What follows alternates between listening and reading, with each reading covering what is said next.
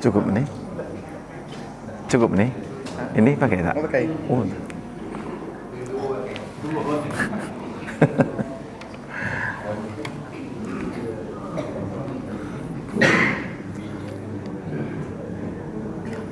Assalamualaikum warahmatullahi wabarakatuh.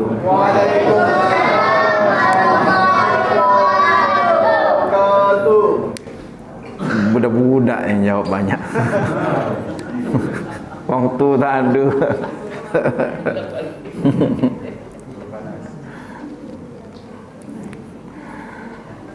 Sungguh indah buah mempelam, andai dimakan di pagi hari.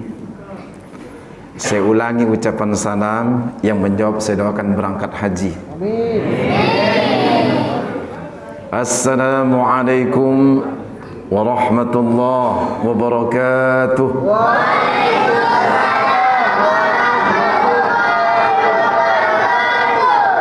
Amin. Mudah-mudahan berangkat haji. Amin. Innal hamdalillah wassalatu wassalamu ala Rasulillah wa la haula wa la quwwata illa billah, amma ba'du. Setinggi puja sedalam syukur kita persembahkan kehadirat Allah Subhanahu wa ta'ala yang telah membimbing kita, mencurahkan rahmat dan nikmatnya kepada kita,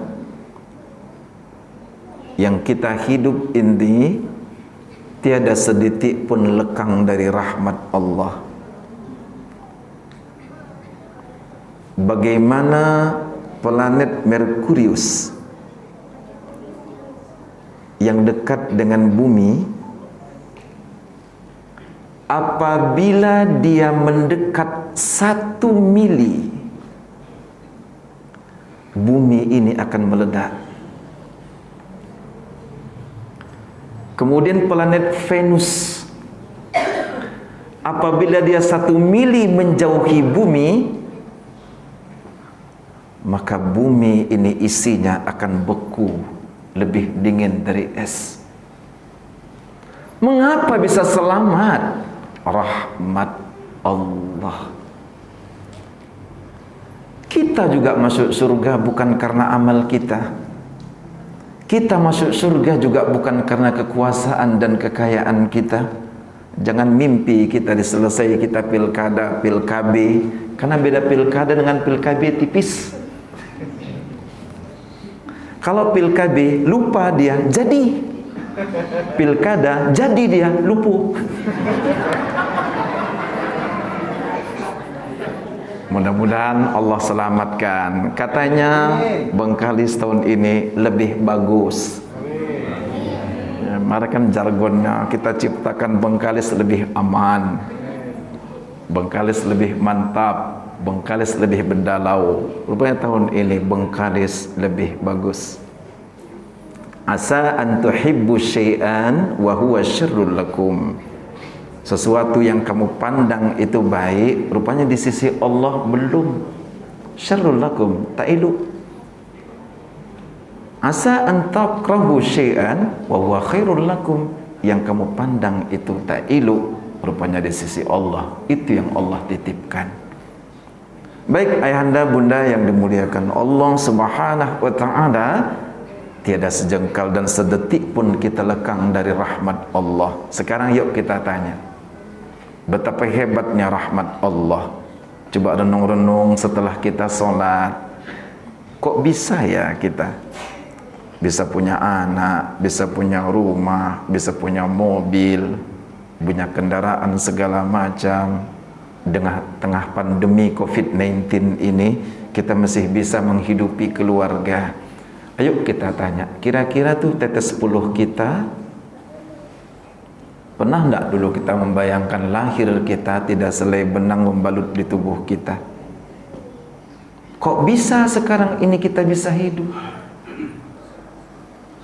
Pernah enggak ibu membayangkan apa tetes 10 kita yang hari ini Allah selamatkan kita? Enggak. Jawabannya rahmat Allah. Peluh kita yang kita keluarkan, energi yang kita keluar, belum ada apa-apanya. Yang menyelamatkan kita rahmat Allah.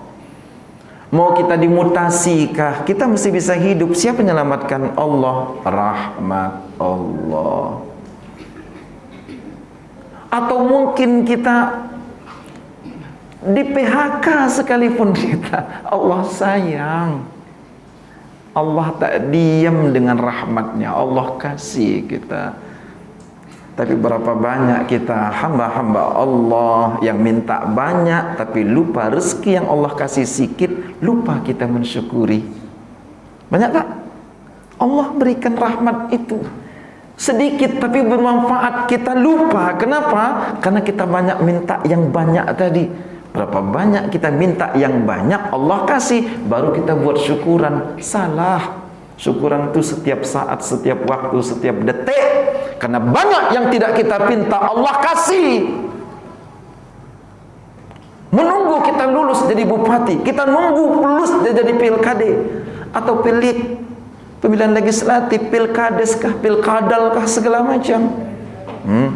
Lulus kita di situ, baru kita syukuran. Nggak, salah kita. Karena banyak rahmat Allah yang tidak kita pinta, Allah kasih. Bayi di saat dilahirkan, pandai dia merangkak. Siapa ngajari itu? Ada nggak kampus yang ngajari anak bayi yang dia bisa pandai nangis, habis itu senyum, lalu dia bisa merangkak, telungkup? Siapa ngajari? Bayi telentang, pandai telungkup. Siapa ngajari? Allah. Dengan apa? Rahmatnya. Siapa yang bisa membuka bayi ketika dia bayi lahir, terbelalak matanya terbuka? Siapa ngajari itu? Allah. Siapa yang mengajari anak ketika dia telungkup, habis itu mulai pandai dia duduk? Siapa ngajari bayi bisa duduk? Allah. Siapa yang mengajari bayi duduk, habis itu dia pandai telungkup, merangkak balik tegak? Siapa ngajari itu? Allah. Kok bisa melangkah kaki kanan kiri ke depan ke belakang, lalu bisa berjalan tertata-tata? Siapa ngajari? Allah. Anak bayi yang tak pandai cakap lalu bisa dia cakap, siapa yang ngajari? Allah. Dengan apa? Rahmatnya. Hamba Allah juga masuk surga bukan karena amal kita. Rabbi auzi'ni an ashkura ni'mataka allati an'amta 'alayya wa 'ala walidayya wa an a'mala salihan tardahu wa adkhilni, masukkan aku ya Allah ke dalam surgamu, birahmatika, dengan rahmatmu. Jadi ibu bapak, kita masuk surga nanti bukan karena amal kita, tapi karena rahmat Allah. Kita hari ini bisa hidup, tak terbayang kita punya cucu, tak terbayang kita punya cicit, tak terbayang kita punya rumah besar, tak terbayang kita segala interior dan eksterior rumah kita lengkap.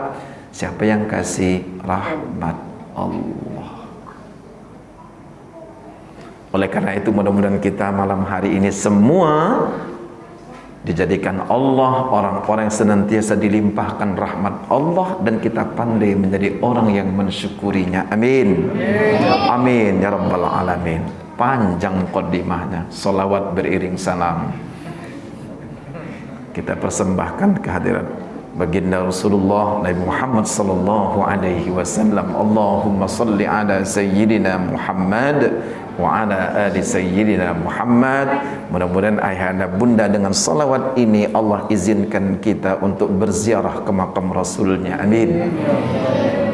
Tentang situasi pandemi COVID-19 sekarang ini, yang kemarin tahun 2020 yang berangkat haji cuma 13 orang. Itu di Mekah kemarin, hanya 13 orang. Mudah-mudahan dengan cara Allah, dengan kekuasaan dan kemahabesaran Allah, Allah izinkan kita bisa berziarah ke makam Rasul, apakah dengan haji atau umrah. Amin. Duit dari mana? Allah yang maha kaya. Allah yang maha kaya, tapi harus diniatkan. Insya Allah. Ayanda bunda yang dimuliakan Allah. Topik kita hari ini, 3 manusia yang dimurkai Allah, atau 3 sifat manusia yang dibenci Allah, yang kita liput dari kitab Tanbihul Ghafilin karya Abu Lais As-Samarqandi.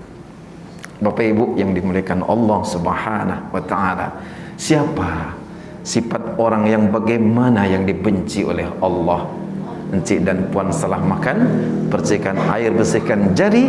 InsyaAllah ceramah ini akan kita uraikan setelah kita pesan-pesan berikut ini. Nah, itu dia. Haus. Ya. Bismillahirrahmanirrahim. Pak Muslim, Pak Maralim, alhamdulillah. Baik, Bapak Ibu yang dimuliakan Allah Subhanahu wa taala, dalam kitab itu dijelaskan ada 3 sifat yang dibenci oleh Allah. Yang pertama, orang alim berbuat zalim, orang yang tahu hukum tapi dia melanggar hukum. Orang yang tahu pasal tapi dia yang melanggar pasal. Orang pening mencari pasal, dia justru melanggar pasal. Maka hidup ini jangan cari-cari pasal. Suai? Enteng kan? Orang yang tahu hukum tapi dia melanggar hukum. Ini kalau kita jabarkan ini, bisa ke politik, mampu pula Laskar 6 manusia di FPI meninggal, bisa tergiring ke situ nih. Tapi taklah ke situ. Tahu dia solat itu tiang agama, ditinggalkan. Orang meninggalkan solat meruntuhkan agama. Bapak Ibu tahu tak ciri-ciri keruntuhan pribadi dan Islam kita? Tahu tak? Tanda-tandanya runtuh. Iman kita runtuh, Islam tak kuat alias rapuh. Tandanya nanti ketika Jumat besok, di saat khatib naik ke atas mimbar, lalu khatib mengucapkan salam, Assalamualaikum warahmatullahi wabarakatuh. Imam pun khatib duduk. Begitu duduk, sang khatib tadi setelah mengucapkan salam, baru jamaah salat Jumat masuk ke dalam masjid. Itu yang terjadi ketika jamaah masuk ke dalam masjid, nak solat masuk pada hari Jumat, tapi khatib sudah mengucapkan salam. Itu tanda keruntuhan keimanan kita, dan itu ciri daripada rapuhnya Islam. Bapak Ibu yang berbahagia, sederhana sekali nampaknya. Jadi kerancuan itu bukan dilihat, oh masjidnya ini buruk, catnya ini udah lekang dah, dulu Pak Bupati bantu, sekarang tak ada. Tak, itu runtuh-runtuh Islam itu tidak sederhana. Ketika khatib naik ke atas mimbar, dia mengucapkan salam, dari situlah jamaah masjid untuk salat Jumat baru masuk ke dalam masjid. Entah duduk, entah angkat takbir salat sunat tahiyatul masjid. Begitu jamaah masuk ke dalam masjid, saat khatib mengucapkan salam, itu tanda daripada runtuh iman kita nih, rapuhnya Islam. Ayo Pak Ibu yang dimuliakan Allah, kembali kepada solat. Solat itu tiang agama. Maka kata Allah dalam Al-Quran, wasta'inu bis-sabri was-salah, jadikan sabar dan solatmu menjadi penolong dalam kehidupan kamu. Jadi Pak Ibu, di saat kita solat, Allah tolong kita. Ustaz, saya solat tak khusyuk. Saya nak tanya nih, andai bapak dan ibu solat, begitu solat ngangkat takbir, Ustaz, di saat saya solat ngangkat takbir sampai ke salam terakhir, pikiran saya kemana-mana Ustaz, yang ke mall lah, yang nak belanjo ni lah, yang hutang lah, yang dapat keju lah, yang nak pesta lah, nak ulang tahun lah, yang nak kuliah lah, segala macam, nak naik pangkat lah, segala macam. Waktu solat pikiran saya ke mana-mana, Ustaz. Kira-kira solat saya sah tak? Andai pertanyaan itu kira-kira lah Pak Ibu, kan ringan nih kan, sah tak solat? Tak sah solat. Di saat kita solat, pikiran kita kemana-mana, sah tak solatnya? Jawabnya benar, sah. Lebih baik di saat kita solat pikiran kita kemana-mana sah daripada kemana-mana tak solat. Ringan kita jawab. Betul Pak Haji? Lebih baik begitu, luruskan solat. Sama dengan di saat kita bersedekah tidak ikhlas, dibanding dengan kita berniat, niat kita ikhlas tapi tak bersedekah, kira-kira di antara dua ini mana yang belok nih? Aku nak nyumbang 50.000 nih, tapi main senyap. Sampai besok tunggu-tunggu, tak ada. Kata orang BB, BB hapo? Belum bayar sana. Bukan barang bukti. Belum bayar, utang. Belum lagi. Lebih bagus dia tidak ikhlas bersedekah daripada ikhlas tapi tak bersedekah. Aku ikhlas nih Ustaz, tapi tak sedekah. Tak mau dia. Nih, karpet 15 juta nih. Jangan buat yang kedua. Tak jadi nih. Sebelum puasa saya yakin, ya, bulan akhir Desember ini selesai 15 juta nih. Insya Allah usah nunggu nak jelang puasa, selesai nih. Undang saya yang ke depan, selesai nih. Jangan payah, waktu tak ada. Allahu Akbar. Iya. Nah, sederhana ya. Jadi sesuatu yang kita tahu tapi kita yang melanggar, ini problemnya berat nih. Berat. Jadi persoalan besar ini. Kita yang tahu hukum, kita yang melanggar hukum. Makanya antara polisi, tahu nggak? Makanan yang paling enak di polisi itu apa? Tahu tak? Makanan yang paling hobi para polisi itu adalah burung. Percaya tak? Tak percaya kan? Ayam lah tidak, daging enggak, sop enggak, sop telur unta enggak, atau sop telur gajah enggak. Yang paling senang polisi itu adalah burung. Burung apa? Burung kutilang.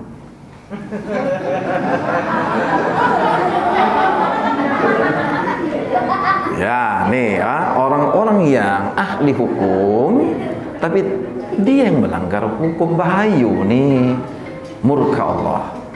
Salah lamu situ ya, merdu langsung, ya Pak.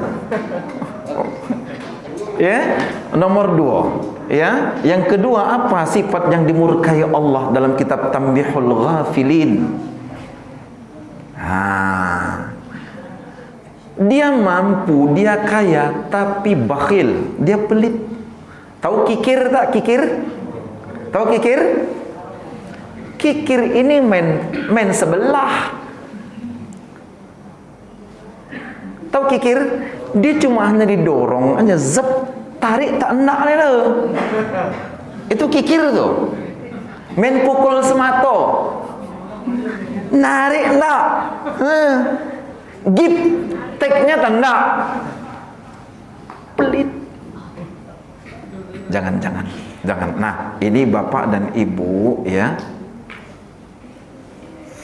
tentang masalah sedekah. Yang paling ringan sedekah itu adalah senyuman. Senyum.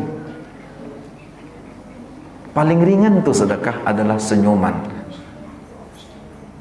Bahkan Aristotle Onassis, orang ahli filsuf, senyuman mengalahkan alat kosmetik yang ada di beranda rumah para orang-orang cantik. Tak laku itu alat-alat kosmetik kalau mukanya jeruk purut. Tanah. Jadi obat pertama yang paling membuat kita cantik sebelum kosmetik adalah senyuman. Apa dalilnya? Ada dalam Al-Quran, surah Adz-Dzariyat ayat 16. Akhidhina ma atahum rabbuhum innahum kanu qabla dzalika muhsinin. Ciri-ciri orang yang senyum itu pada saat ketika menjelang terbit fajar atau menjelang pada saat sholat fajar, waktu sholat subuh, hati ini lapang, tak terkenang siapapun yang berbuat salah dengan dia, tak ingat lagi deh orang memfitnah, orang mencaci maki, orang membuli, orang membuat dia hoax segala macam, yang menyindir sana menyindir sini, singgung sana singgung sini, cerca sana cerca sini, fitnah sana fitnah sini, sampailah ke dia. Tapi dia ni tak ingat lagi dengan salah-salah orang yang terhadap dia, tak ingat lagi file-file itu, semua kena delete. Dengan apa? Haunan, lapang dada. Udah terhapus dah, tidak ingat lagi. Sehingga dengan itu senyum. Ciri-ciri orang-orang yang senyum ini, ketika ada orang membenci dia, ada memfitnah dia, pada saat bertemu di jalan, maka yang negur sapa adalah kita yang difitnah itu. Sanggup tak? Bu, kita yang negur luan. Pak, padahal bapak tuh memfitnah kita. Dibuatlah isu pengurus masjid imam berbini dua, sebar, ya kan? Bertambuh, disebar. Padahal Pak, apa betul Pak? Difitnah, Lalu imam masjid bertanya, betul nak siapa lagaknya orangnya kan? Ini angkang siapa ngapain ini? Dapat.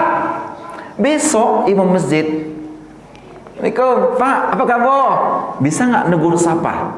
Kita difitnah, tapi yang menegur sapa kita luan. Bisa tak?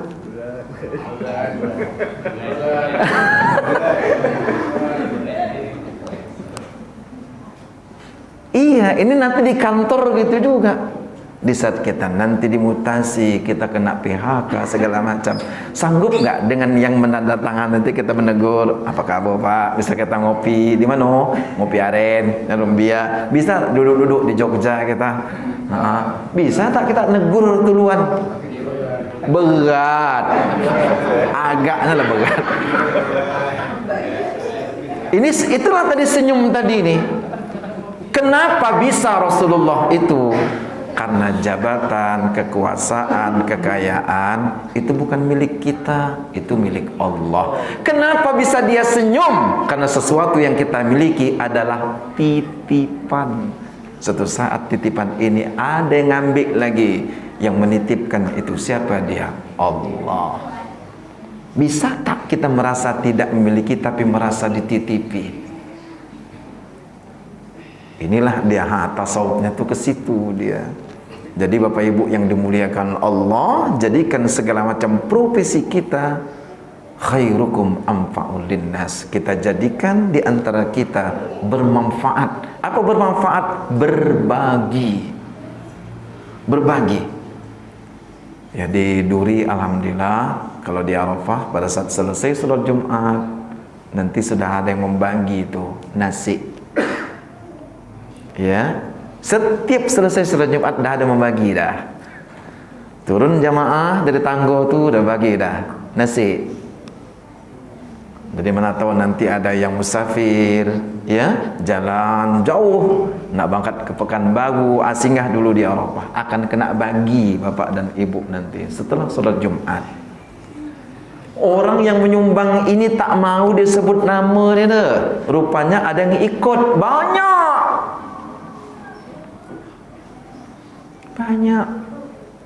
Sampai menembus ke camat, sampai menembus ke donatur yang lain. Saya yakin di Masjid Jamiatul Ausliyah akan bisa buat itu. Kenapa tidak? All beginning is difficult, kata orang Jawa. Memulai sesuatu yang agak berat tak pernah kita buat itu sulit, bukan main. Betul Pak Maralim? Kemarin nanti guru bahasa Indonesia nih, all beginning is difficult katanya kan. Guru bahasa Inggris dia. Nah, tuh. Jadi memulai sesuatu yang tak pernah kita buat ringan dia, itu sulit bukan main, tapi manfaatnya luar biasa. Yang sesuatu yang berat kita buat yang dipandang orang biasa, hasilnya luar biasa. Insya Allah bisa kita jual. Jadi orang yang dibenci oleh Allah adalah pelit. Pelit dengan ilmunya, pelit dengan kekayaannya, pelit dengan senyumnya. Tanda ada. Senyum aja, bukan bersedekah lagi. Senyum aja tanda. Macam mana macam? Ya. Allahu Akbar. Bapak Ibu yang dimuliakan Allah Subhanahu wa taala, apa yang kita miliki kesempatan, jadikan kesempatan ini bermanfaat. Jangan tunggu kita pensiun, jangan. Manfaatkan sebaik mungkin apa yang kita punya, berbagi. Yasir alaikum wa la tu'assir. Permudah bagi kamu, jangan dipersulit. Sekarang dibalikkan orang, kalau bisa dipersulit ngapain bisa bermudah? Ala kacau. Jangan, tak boleh. Sederhana ya. Dua. Yang ketiga kata Abu Lais As-Samarqandi. Yang ketiga adalah jangan sampai kita meresap sifat kesombongan. Apalagi orang miskin sombong. Ya Allah, kalau orang kaya sombong wajar, ada yang dimiliki dia. Kalau dia pejabat wajar dia sombong. Kalau dia pakai pelat merah sombong mesti wajar, walaupun tak elok. Kalau tak elok, iya, jangan. Sombong itu tak elok. Ibu, bapak, apa sikap yang paling buruk dalam kehidupan kita? Rupanya sederhana sekali. Kata Rasul, orang yang paling buruk sifatnya adalah orang yang merasa dirinya lebih baik daripada orang lain. Masya Allah. Buruk tuh. Apabila dia merasa lebih baik daripada orang lain, maka Rasul, orang itu tak baik. Orang baik adalah orang yang merasa dirinya tak baik, tapi manakala pada saat ketika dia merasa lebih baik pada orang lain, lebih alim daripada orang lain, berilmu daripada orang lain, itu tak baik, itu tak elok, itu buruk, kata Rasulullah. Allahu Akbar. Nah, Pak Ibu yang berbahagia, kita lanjut tak? Saya tengok matu kan ngantuk nih jemaah. Terkebil. Ngantuk Bu? Kita tutup atau kita lanjut tak? Kejap lagi salat Isya. Apa? 5 menit lagi? Mau ada tanya jawab tak? Kayaknya tak enggak nih nengok muka nih. Ada tanya jawab? Nah, baik. Nah, kalau udah seperti ini kata Imam Syafi'i, ya, ada petuah Imam Syafi'i yang amat luar biasa. Orang mulia adalah orang yang mampu menyembunyikan kemuliaannya. Orang yang tinggi akhlaknya mampu menyembunyikan ketinggian akhlak kebaikannya. Ayo Pak Ibu yang dimuliakan Allah, orang yang baik mampu dia menyembunyikan ibadahnya. Bagaimana menutupi keburukan dan kejahatan dia, bagaimana kita rapi menutupi kelemahan dan kekurangan kita, serapi itu pula kita menutupi kebaikan kita. Tak perlu pamer-pamer, tak perlu pencitraan. Kalau orang tahu, biarkan tahu, tapi tahu bukan karena dari bibir kita. Orang tahu kebaikan kita mungkin dari bibir orang lain, silahkan, tapi jangan kita menyebutkan kebaikan kita sendiri lewat basah dari bibir kita. Jangan. Maka orang yang terbaik, orang yang mulia, orang yang paling mulia adalah orang yang mampu menyembunyikan kemuliaan. Kata siapa itu? Kata Imam Syafi'i. Baik, Bapak Ibu yang dimuliakan Allah, berangkat dari sini, di saat kita mengembangkan daripada kajian Abu Lais As-Samarqandi, saya bertanya, mana lebih baik kita mencintai dengan dicintai? Apa? Siapa jawab tadi?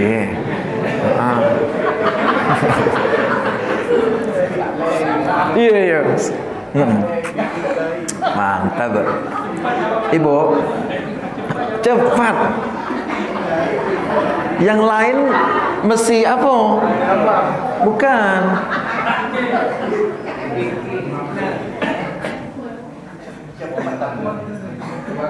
Mesti apa? Logik, lebih logik. Dia langsung suai, Bu. Lebih baik dicintai ketimbang mencintai. Kalau mencintai berat. Istri mencintai suami, sementara suami berbini lagi. Berat.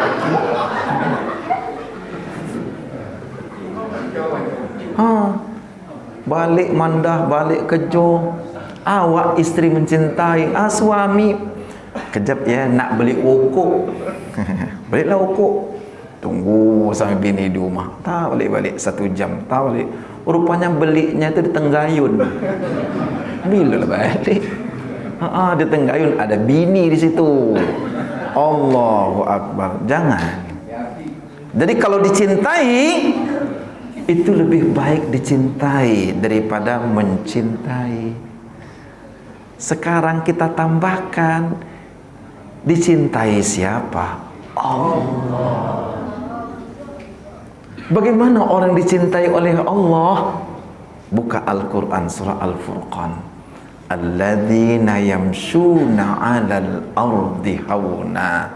Orang-orang yang dicintai oleh Allah di saat dia berjalan di atas bumi Allah ini, dia tidak sombong tapi lapang dada. Orang lapang dada tak pendendam. Orang lapang dada tak pendengki. Orang lapang dada tak pemarah. Orang lapang dada itu tidak ada di sini buruk sangka. Betul ibunda. Yang paling unggul dalam pribadi kita di depan Allah adalah dicintai. Dicintai siapa? Allah. Dengan apa? Jiwa yang lapang. Tapi justru menjadi persoalan di saat jiwa kita semakin sempit. Ya. Ikat pedati kuda pelana ditunggang oleh Raja Maulana. Niat hati ingin berlama, sesaat lagi tiba pula solat Isya. Akhirnya terima kasih atas segala perhatian, ya. Mohon maaf atas segala kekurangan. Billahi taufiq hidayah. Assalamualaikum warahmatullahi wabarakatuh.